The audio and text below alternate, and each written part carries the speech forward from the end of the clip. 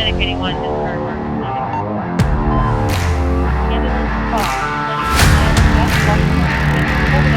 Ambulance 5210 at Washington Street.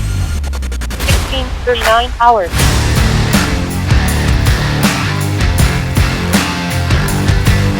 Oh, Indianapolis, as they say, it's the crossroads of America. It's great, and the people, very welcoming, and they just, love having people come to the city and see it. If you enjoy your local conference, you go to EMS World. It's your local conference on steroids, and then some. You go far beyond the borders of your state, and that's the best part of this place. It's really neat. They have that wellness hub that actually allows us to get that support and that education we need. If we can't take care of ourselves, we're not going to be able to take care of people.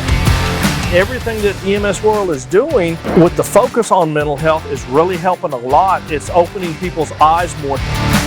Meet a lot of old friends, the NEMT networking. Every year we get together and see each other.